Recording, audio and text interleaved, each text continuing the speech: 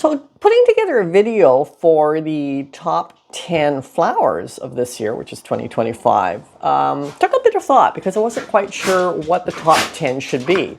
I mean, there's my top 10 favorite flowers, but I thought that's kind of irrelevant because as a flower farmer, it's really not about your favorite. Oh, I got two dogs looking for attention now because I just started talking. It's kind of irrelevant what your favorite flowers are because the whole purpose is to sell flowers and be profitable. So with that in mind, I thought, okay, well, maybe it's my customers' favorite flowers. And that's actually what I had originally started working towards is Leela. The weather's cooled off outside, so the dogs have a lot more energy than they did all summer when it was really hot. Yeah, cooled off quite a bit because this morning when I went out to cut flowers, it was only 7 degrees out this morning. Last week it was 12 degrees. The week before it was 15, and so forth and so on. So we're definitely getting into slightly cooler temperatures now. And the dogs' energy has skyrocketed because of that, even though they're 5. Anyway, I had gone down the path of my customers' favorite flowers. And I had all the photos pulled for it and was going to do that as the video. And then literally yesterday I thought, okay, but that doesn't work either. Whoa! Sorry, I've got my little tiny phone stand on a little tiny table and two dogs trying to cut through a little path between me and it to no avail. Okay, you guys have to calm down. Calm down. They're playing. They're like tugging on each other. Excuse me. I realize that doesn't work. I'm just leaving a bigger path here so that if they want to cut through here, they're not going to knock everything over.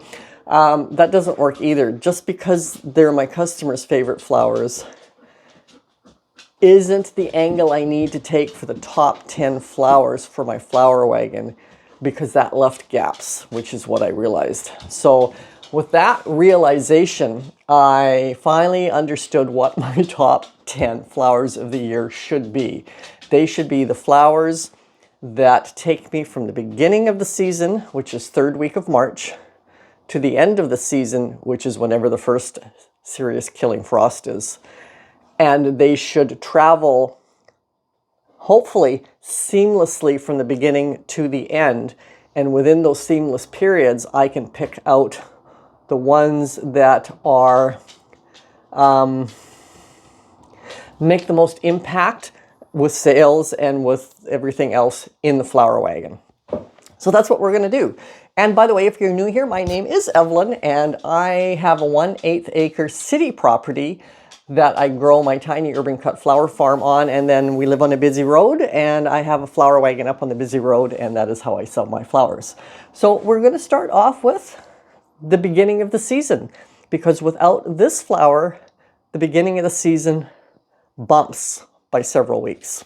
And that is the hyacinths, and in particular, because this is where I can decide within the actual flower whether it's my favorite or my customer's favorite, or which had the most impact, etc. And that is going to be the hyacinths pink pearl.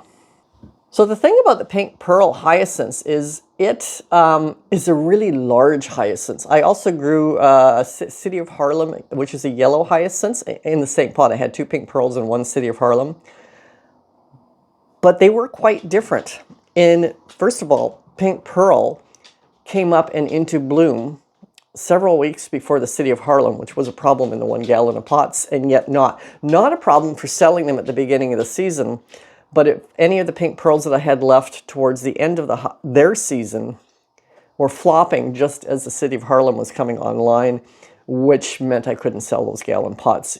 So that was a bit of an issue. But the thing that was really good about the pink pearl is the volume of the flower head was practically double of the City of Harlem, for example. Really, really wide diameter of flowers and really, really tall flower stalks with relatively short stem.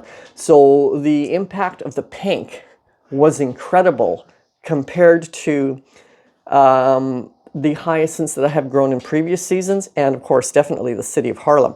If you haven't seen what my flower wagon looks like with City of Harlem, pardon me, with pink pearl in it, up at the road. I'll just put a picture of it up here, and you can tell that from a distance with cars coming by, that impact of the pink really, really stands out. And so they sold exceptionally well. I had ordered one lot of 50. I actually got 2 lots of 50, and I've gone over that in past videos where the second lot was actually supposed to be a different hyacinth that I didn't get, but I got a second lot of the pink pearl, but they didn't charge me for them. Of the 50 that I ordered in my one wholesale lot, they all sold, and I actually sold into the second lot that I didn't pay for that was actually supposed to be a different hyacinth. And so for that reason, they were also very profitable. Now you look at, okay, so I paid $35.50 for 50 bulbs, whatever that works out to per bulb. I'll put it up on the screen because I don't have that in front of me. And the 1-gallon pots that I put them in, I buy secondhand through the Restore, Habitat for Humanity, for 25 cents. So you add up those costs, that's all my hard costs. I use a grease pencil to write the name on the pots, but you know, you can do hundreds and hundreds of pots with one grease pencil. So there's, you know, I don't even think it's a penny per pot, and that cost, the soil is all my own soil.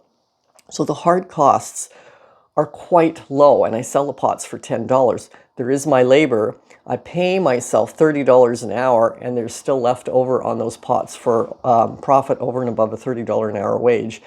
So not only are the hyacinth pink pearl the flower that gets my flower wagon started, they also sell really well, and they also have profit left over once I've sold them all. So that is makes it a #1 flower for all reasons. My customers love them. I loved them. There's it's top 10, top 10, top 10, top 10. No matter how you look at what your top 10 flowers should be, the hyacinth pink pearl is in there, unless you're only talking about cut flowers, because I don't cut them. I sell them in 1-gallon pots, 3 bulbs per pot.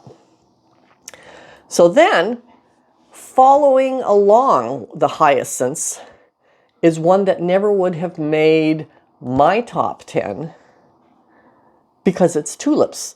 And I don't know why, but tulips are not my favorite flower. Actually, hyacinths aren't either, but those pink pearl ones, the massive showiness so early in the season for us, I really enjoyed having them up at the flower wagon. The tulips, yeah, they're functional and useful. Wouldn't have made my top 10 favorites. Customers liked them. Mostly and specifically the early tulip that I sold, which was Pretty Princess. Again, not as a cut flower, but in 1-gallon pots. I don't have the price of these down. Oh, yes, I do. Pretty Princess is $54 for 100 bulbs, so just over 50 cents each. And I mean, when you look at them too en masse, it's a really beautiful flower. So Pretty Princess sold really well because it's quite a beautiful tulip. But specifically, the reason the Pretty Princess, it was in my top 10 for this year, is because it's the early tulip, and it filled that gap from the hyacinths to the next flower season. And again, I wouldn't have picked it as my personal top 10. I don't even know if my customers would pick it as their personal top 10. But it was an early tulip was necessary to fill the gap between the hyacinths, and then what for me is the next one in line, which would be number 3. I'm not doing these in order of favorite to least favorite. I'm doing these in order of the season. And once the early tulips were starting to finish, of course I had mid tulips and I had late tulips, but they don't factor into this because what was more important for me, blooming wise, and what was more important for me for the flower wagon, because now we're getting into the Mother's Day season, was red rhododendrons. Now, red rhododendrons are also the first flower in this top 10 that are a cut flower that I use in bouquets. The worrisome thing about them is they're on my neighbor's property, which means she could one day decide to cut the whole thing back. I don't think she will. These rhododendrons are, I don't know how many decades old they are. They are as tall as our house. So however tall our house is, that's how tall the rhododendron bushes are. They are tall. I mean, I go through one of our upstairs windows with the long pole pruners, And that's how I cut branches off of it from the top, because it's way too tall to do it from down below. And the reason the red rhododendrons are really important is because as we get into the Mother's Day season, it is time for me to get bouquets out to the road. I do have a very large rhododendron on my property. It's a pink one. Again, I don't know what kind it is because it preceded us probably by decades as well. It blooms later, but it also doesn't hold up in the vase as well as my neighbor's red one does. My neighbor's red rhododendron has excellent vase life. And because I can prune it from the top, I can get nice long straight stems from it now. Whereas in the first few years, I was cutting it from down below and the stems are really curved, so I could only get short stems. But now, because I'm cutting it from the top, I'm getting nice, good long stems, which are great for bouquets. And you'll see it in this bouquet. I mean, just how stunning and beautiful they look. They're a large mass of beautiful color. And I compare them with the only other flowers on my property that are blooming at that time, which is I have a couple of kale plants that perennialize. So the kale flowers, which are the yellow. I also have a lot of bluebells that just randomly come up. And they have exceptionally long stems on them, so I can get them about this long. So a good, well, I mean, they go in bouquets, so they're a good 18 to 24 inches long. And you know, when you pull bluebells, you just grab it with your fingers right close to the soil surface and you pull up, and you do gain underground stem because they separate from the bulb quite nicely. And you're leaving all the leaves, so they'll come back the following year and multiply. So you gain quite a few inches of stem length on your bluebells if you hold it near the soil surface and pull up and get that extra length. I also have in here, in this bouquet, some snowberry branches, which are my greenery, aside from the rhododendron leaves, which are the dark green, vibrant, glossy leaves around the base collar of the bouquet. And those bouquets, I actually ran out of available blooming rhododendrons for Mother's Day. They sold really well. So it is an important flower for my flower wagon because it is the only focal flower I have available to use in bouquets for Mother's Day. Not on my property again, but a lot of it spills over onto my property. I have to prune it anyway because it gets into our house otherwise. And as long as I have to prune it anyway, I might as well put the prunings to use. So next, while the rhododendrons are coming close to being finished, the next most important flower on my property is the Ito peonies. Now, I am specifically talking about Ito peonies and not herbaceous peonies. I am considering them two completely different flowers because they bloom at two completely different times. So the Ito peonies, for me, start blooming in the last week of May. So basically, shortly after Mother's Day. And they bloom, I have 8 of them. And each one is a different plant. And there are a few of the Ito peony plants that I have that are now producing approximately 30 stems per plant, which is why this year Pink Double Dandy becomes my top Ito peony. Customers don't have a choice because I'm only getting out what I'm getting out at a time for the Ito peony. So they're not comparing the different Ito peonies. The Pink Double Dandy is my top Ito peony of the year because it is one that I did get 30 stems off of. And all the other Ito peonies did not get that many stems off of it. So it became my number one because it was my most useful and used peony plant. Last year, my top peony plant was a different one. But let's talk about the Pink Double Dandy first. So I'm going to put up a bouquet with it. And you can see it's here. It's down slightly lower in the bouquet, and it's got the peony foliage with it. I actually have, in this particular bouquet, you can see I've got a couple of anemones with it, a caramel white and a caramel pastel. I have the kale flowers, and I also have a Globemaster Oleum just coming out the top. And it's a fairly new bloom, which is why its head is so small. And the head on the Globemasters will get bigger and bigger and bigger. I also have in this bouquet a couple of branches of camellia branches for my camellia bush.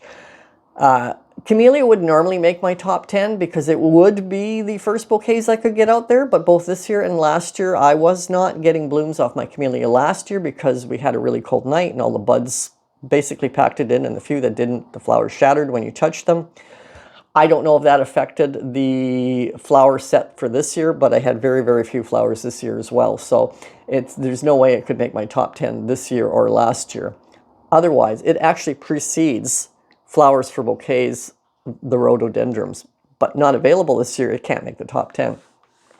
But you can see how beautiful the Ito peony looks in this bouquet. This bouquet was made on May 26th. So seriously, right after Mother's Day, I'm getting the Ito peonies. Very, very important to continue on from when the rhododendron is finishing a different focal flower. I do have some bouquets, not a picture up here of them, where I have the rhododendron and the peonies in the same bouquet. But this is where I used up all the available flowers for Mother's Day, and then I had a bit of a gap, and then I had to get into the peonies, waiting for the rhodos to start blooming, have more blooms on them again, and that's when I would use them together. So the Ito peony that would have been in my top 10 flowers for last year, I didn't do a top 10 flowers last year, was Bartzella. And that's because last year Bartzella put out the most blooms. And I do know from years ago when I did the farmer's market, it was a customer favorite. So I know it's a customer favorite. I really like the way it looks. I think it looks great in bouquets. And last year it was the one that produced the most flowers.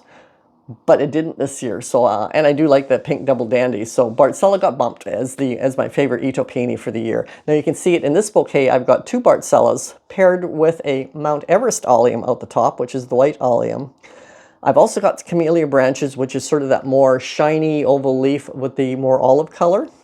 The new camellia leaves have a more olive color than the older camellia leaves, which is kind of cool because the olive tone contrasts nicely with the deep green of the peony leaves, which you can see in this bouquet as well.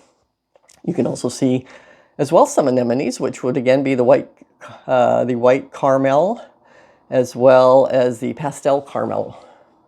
But yeah, so pink double dandy definitely bumped Bartzella for this year. So then, you've already seen a Globe Master allium used in one bouquet, and it is the next flower that makes my top 10. So you saw a Globe Master allium in a previous bouquet and how small it was. So I'm choosing this bouquet to show you because you can see how much bigger it gets, and this is only June 5th, and the other one was May 26th. So 30 days have September, April, June, and okay, so 31. For May, so 5 days in May and 5 days in June, so 10 days later. So 10 days later, I'll just put a little picture up of the other bouquet that I had showed you with the much smaller Globe Master. And you can see how tight those little purple flowers are together, which is why the sphere is so small. And 10 days later, you can see how much looser the flowers are within that sphere. And that's because each flower stem within that sphere is growing, creating a larger sphere and creating a looser feel because now there's gaps between each flower head. So that gives you a good comparison of how Globe Master works. You start off with a tight ball of purple and it slowly becomes looser and looser.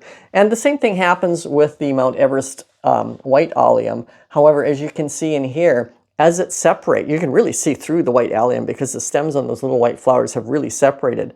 But it's also starting to lose its little white petals on it. So you're seeing more like little buttons of green as it really, really separates. So that gives another complete different texture. But anyway, I just think that's really interesting about the Globe Master alliums is how their texture changes and how their size changes as the flower heads evolve. In both cases, they can be used. Now this, like I said, this bouquet was taken on June 5th with the larger sphere. And it is now paired with, you can see there is a Bartzella yellow Ito peony in this bouquet off to the side, but it's now paired with ranunculus as well as the anemones. I'm still using some camellia branches, and I believe I also now, for the first time, at least in the photos I'm showing you, have some laurel leaves down around the bottom. And how different this bouquet looks with the Globe Master as the prominent focal flower totally changes the whole energy of a bouquet versus one that doesn't use allium as a prominent focal flower. For example, I'll just quickly put up some of the ones I've shown you already, which was the one with the rhododendrons, totally different look. And again, the one with the little globemaster in it, totally different look. So I think that's kind of cool. So as the season progresses with the cut flowers, even though the bases of the bouquet is basically put together the same way, because of the shape, size, color, and all those other things within the bouquet, the actual overall effect of the bouquet changes somewhat. So after the Globemaster Allium, first thing I'm going to do is ask you to give me a like if you are enjoying this video. It really helps my channel. If you've been watching but haven't subscribed yet, I'd appreciate it if you did. Thanks very much. Let's get back on with the video. So after the Globemaster Allium, we are going to talk about something you've seen in several of the bouquets, which is the Anemone Carmel White. Very, very important in my bouquets.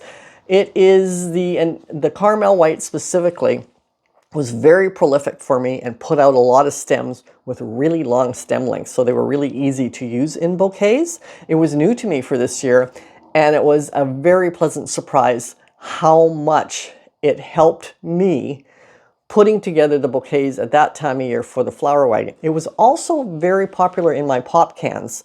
The rhodos I didn't put in the pop cans. First of all, way too top heavy. They would have tipped the pop cans over. Second of all, I didn't have enough of them because I went through them so fast at Mother's Day. The peonies, I can't remember if I used them in pop cans or not. I may have, but probably not, because they weren't, even though I got 30 off of the one peony plant, they weren't all blooming at the same time.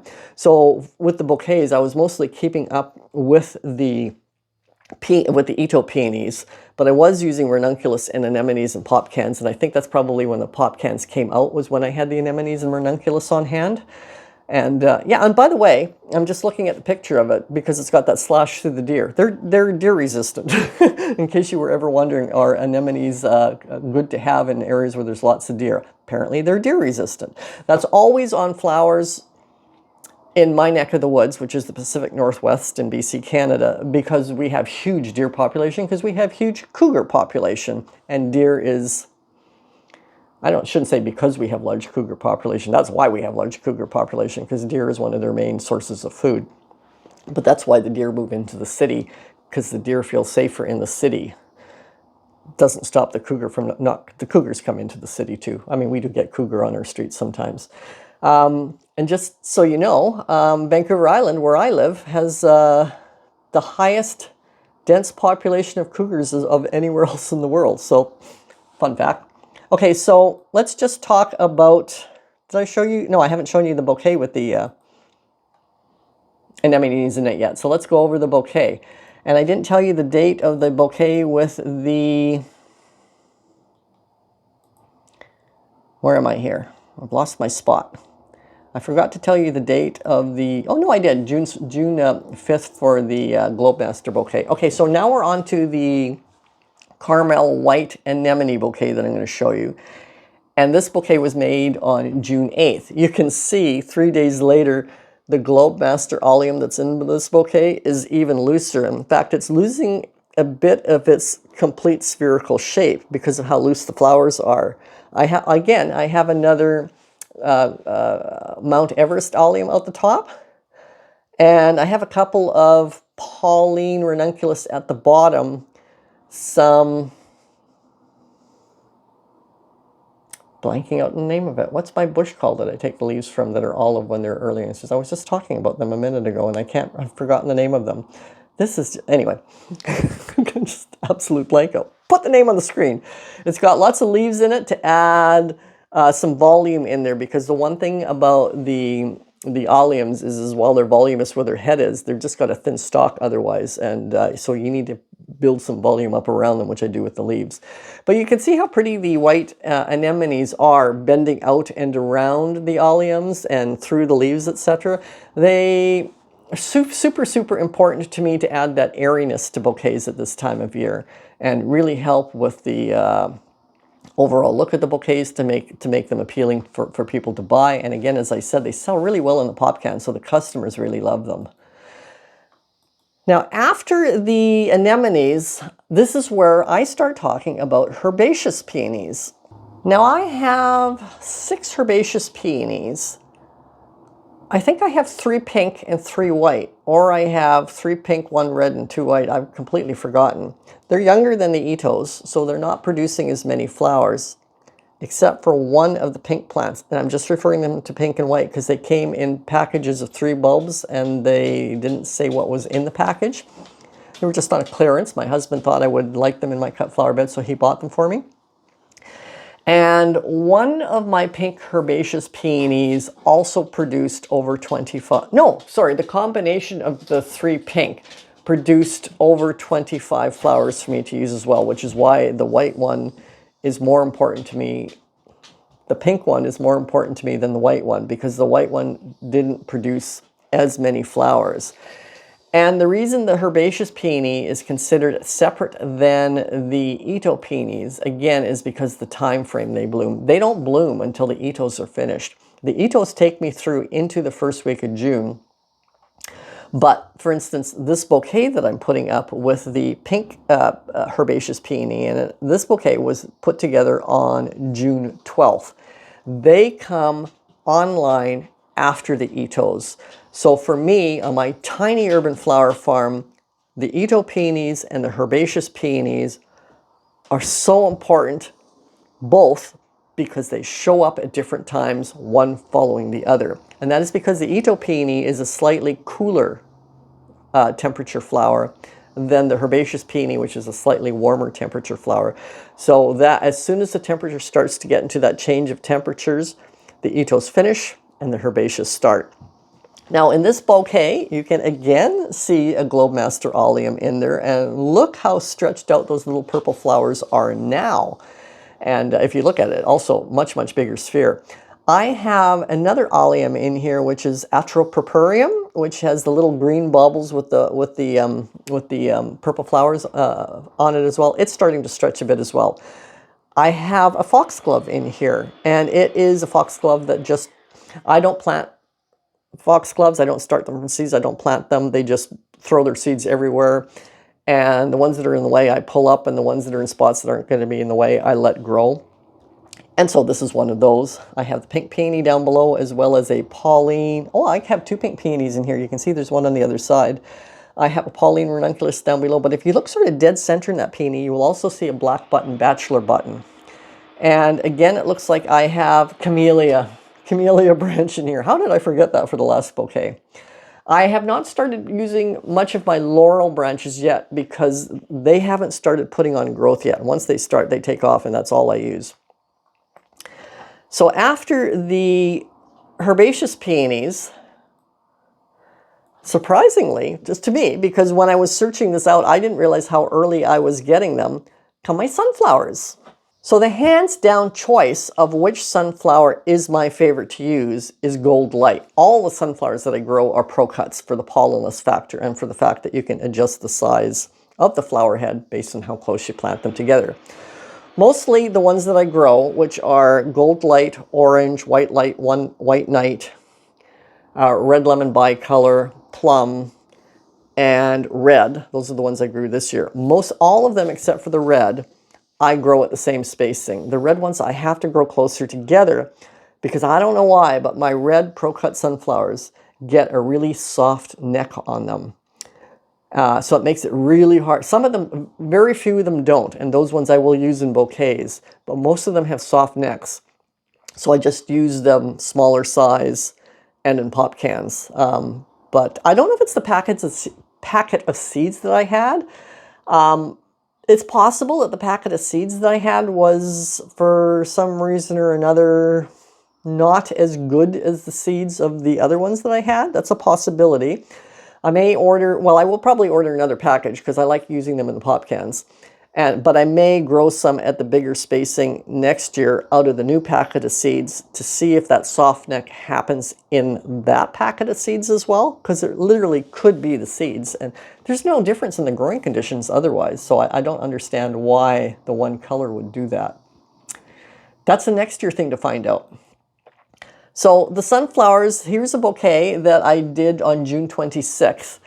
And they're important because they really add the splash of brightness to the bouquet that otherwise would not be there. This is a time of year where I'm looking to see what I've got.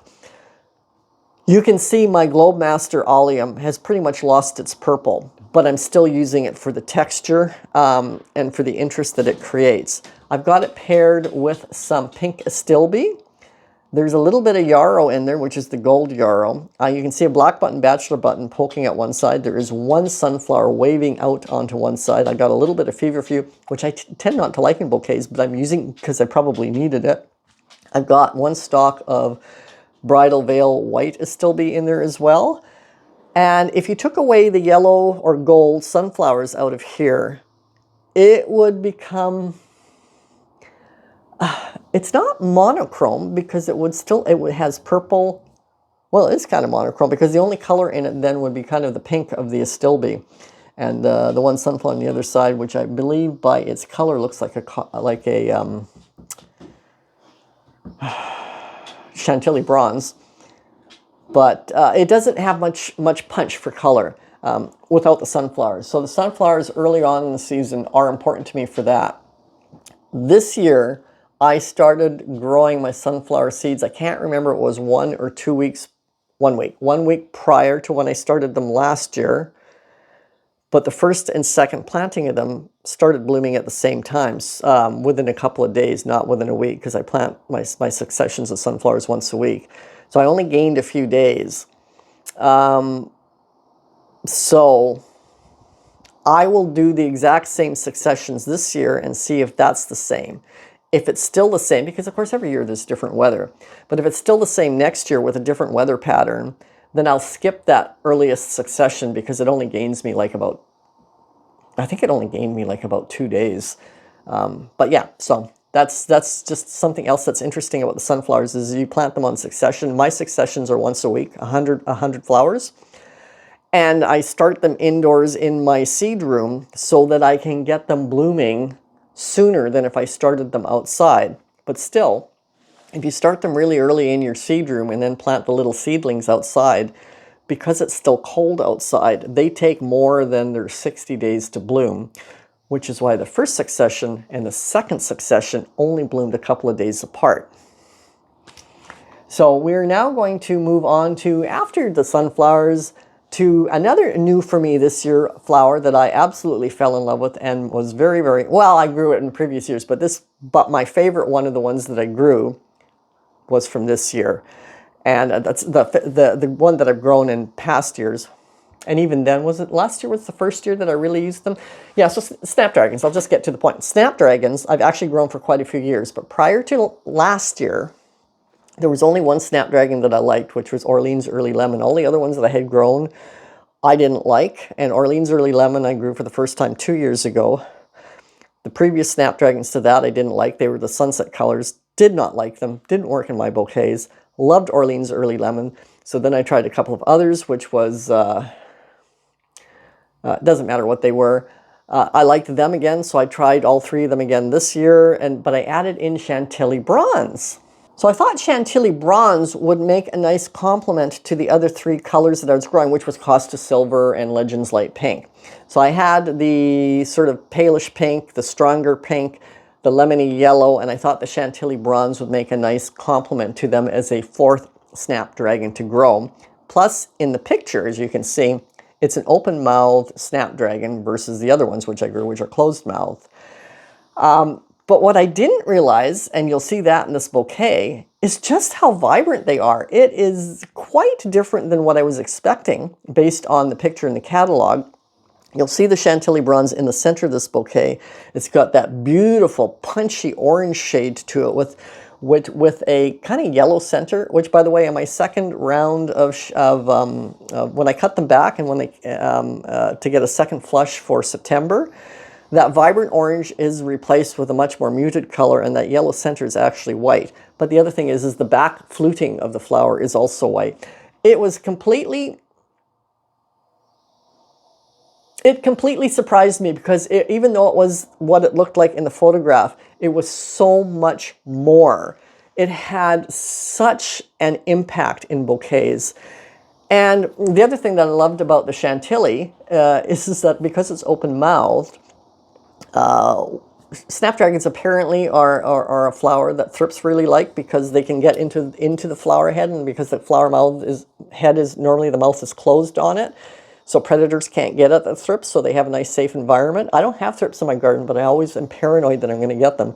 So every day when I would cut snapdragons, I'd have to like open up a few to make sure thrips hadn't shown up. But with the Chantilly bronze, because it's such an open flute, you don't have to do that. It's clear whether they're in there or not, and they're not in there. Well, they're not in the other ones either, but I don't have to do that little trying not to ruin the flower head while I look in it to see if thrips are showing up or not. Anyway, this bouquet also has an Orleans Early Lemon, which is still a favorite of mine. And I have decided, even though it's a closed mouth, and I will have to check it for thrips, I can't part with it yet. I love that snapdragon of the Orleans Early Lemon. Not as much as the Chantilly bronze, because it's less annoying to me. It's got the pink Astilbe in here. It's got the either orange or gold light sunflowers. Now I've got laurel leaves around the bottom. And I've also got the Snowdrift double-headed Shasta daisy in here, which is, I'm not a fan of Shasta daisies, but I love the Snowdrift double-headed ones. I just love those teeny little frilly little petals that wrap it. The texture that adds to bouquets is just wonderful. It is not going to make my top 10 this year, or probably even next year, because I bought 2 years ago, I bought 2 1-gallon pots of it because I rubbernecked on it when I saw it in a garden center and thought I have to have that. But I didn't have very many flowers on it last year. This year I had more. Next year is its leap year, so I should have more. But I still don't think I'll have enough of it to have enough of an impact for me to throw it into the top 10 yet. That could change for 2028. I think 2 years from now, I should have lots of it, and we'll see if it gets into my top 10 flowers for that. Excuse me. But yeah, snapdragons are really important because, as you can see, focal flower-wise in this bouquet, it really is the Snowdrift double-headed Shasta daisies that are the focal flower. I just don't have enough of them. So I'm having to use more filler flowers in there to make the bouquet really stand out and be beautiful. And the the snapdragons, because they have a double life, this bouquet was taken on June 30th, so one at the June 30th time, along with the Astilbes. But I cut them back to get a second flush for September. So I get 2 uses out of the snapdragon plants. And I could actually say I get 2 uses out of the Astilbe too. Because as we are moving into October, my snapdragons are now finished. I'm still using double click cosmos as my filler flower, but I'm starting to run out of them, and pretty soon I'm going to be going back to my Astilbes, but they will all be brown. I should have brought one up with me. Let me just pause and I'll go get one and show you what I mean. Just one sec. It's a sunny day today, so I could do that. Last week it was pouring with rain, so there's no way I was going to go outside and get anything.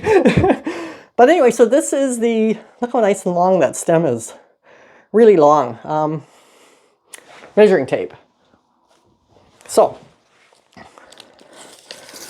to the bottom of the flower is 19 inches. To the top of the flower, 29.5 inches. So they got nice long stems on them.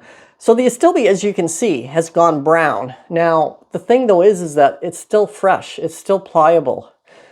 You can dry Astilbe, and up until this year, I was drying Astilbe. However, last year, I was cutting it to dry, and I got lazy and only cut half of it, so half of it stayed on the stem. It's really easy to dry. You just cut it all and put it in a bucket and put it aside. It doesn't start to wilt, and so you don't have to hang it up, which is what I liked about it. So I just had a great big bucket, and I just cut a bucket's worth and left the rest on the stems. And they keep their color more or less. So a pink Astilbe will still have pink tones in it. A red Astilbe will still have red tones in it. White Astilbes don't look good when they dry because they tend to have brown tones in them. But I left half of them on the stems. And then I realized, I hadn't realized this in past years because I was cutting them all, that I like using, if I don't cut them, These are still fresh, they're brown, but they add a really nice, I'm going to pull out a Spartacus dinner plate dahlia here that I have here. They add a nice addition to an October bouquet or even a November bouquet because they're not dry. I actually prefer that look to a bouquet that has the dried flowers in it. I showed you a dried, pardon, not a dried, a browned Astilbe frond a few weeks back. I can't remember when it was. This is that one. I have left it in water just to see what it would do. It has started to get a bit of a gooseneck on it, but it's still fresh too.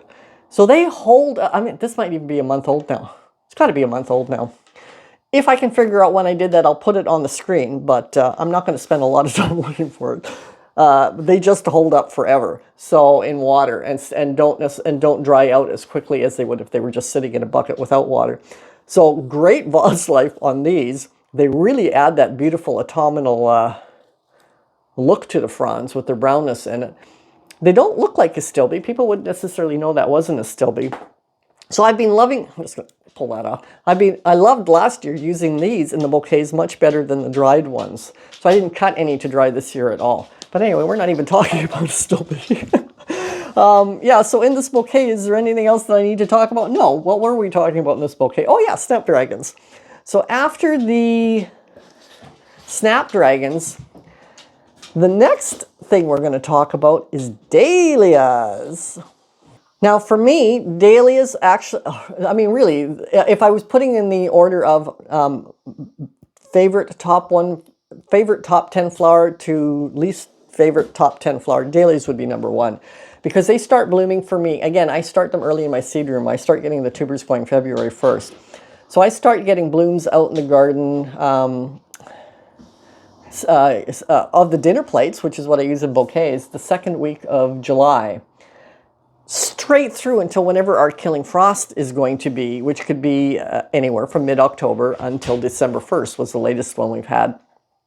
In the past 10 years, twice it's been around Canadian Thanksgiving just after. So that would be twice it's been around mid-October. Once it's been December 1st and every other time somewhere in between. Last year it was the last week of October. And the previous year was mid-November. So anyway, dahlias are super important to me because they have a long life. That's a lot of months to be getting dahlias. And of course, if you've been following me, you will know that, here, I'll get the other one out here. This is a Spartacus as well. Spartacus is my favorite dinner plate dahlia of all the dinner plate dahlias for multiple reasons. It's got good tuber production. It's got great flower head production. I just love the color. Good vase life for dahlias. I can get a good decent 7 days vase life out of these. Just love the Spartacus dinner plate dahlias. They're just gorgeous. I'm going to show you some of the other dahlias that I picked this morning, just because we're talking about dahlias. Specifically, I want to show you this AC Loomis. If you've been following along with me, you'll know, especially last week when I talked about my top 10 dahlias, I mentioned that AC Loomis starts to lose its color as the days shorten and the temperatures drop somewhat. And here's a really good example of the first AC Loomis dinner plate dahlia that is losing its color.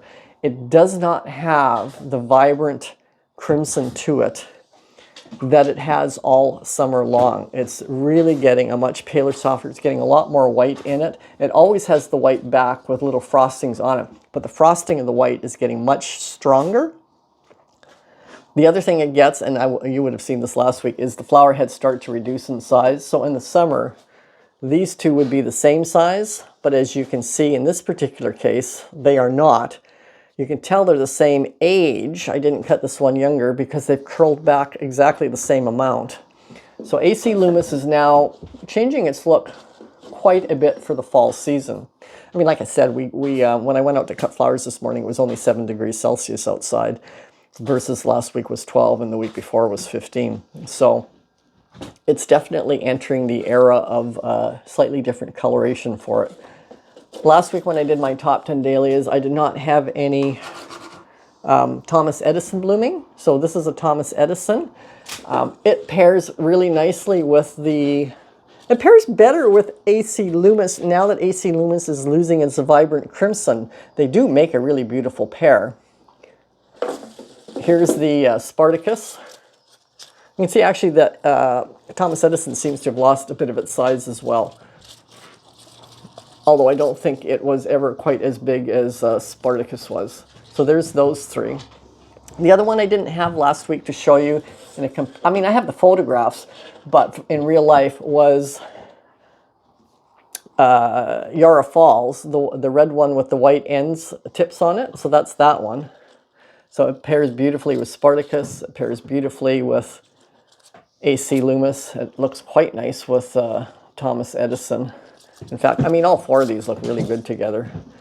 And then, here, pull that down there. And then the only other one I have to show you from this morning, and I had left it on the plant a little bit too long. You can see that's what it starts to look like when they're getting a bit old. The back leaves start to get a little bit more transparent and brown. So this one's actually too old to use, but I cut it to show you today. So that's Labyrinth. So Labyrinth is another one of my top 10s. Are any of these not my top 10? No, these are all in my top 10.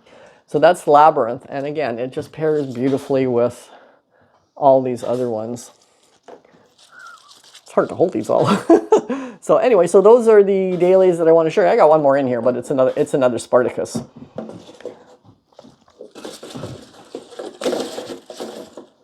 So Spartacus, as I said, was my top dinner plate daily. Dinner plate daily makes my top 10, would make my number 1 out of the top 10, and out of all the dinner plates, it would be Spartacus because it's got the good vase life, it's got good production of the flowers, it's got great tuber production, love the color, customers love it. Nothing about it I can say that I don't like.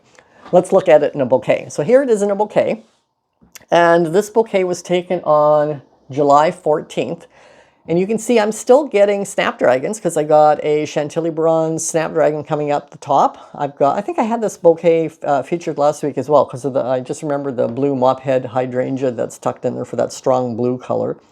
Red lemon sunflowers, Acosta silver snapdragon off to one side, poppy pods up the top, and there will be laurel leaves underneath there. You just can't see them. You will notice that very few of my bouquets this year have poppy pods in them, and that's because I had a buyer for my poppy pods who bought about 300 stems of poppy pods, a florist, to use. So she basically used most of the poppy pods that I had available, so I had very few to use in bouquets myself. Now, I have mentioned my top 10 dahlias a number of times. If you actually haven't seen that video, check it out here. I'll put it up here. And other than that, I will see you guys next week. Bye.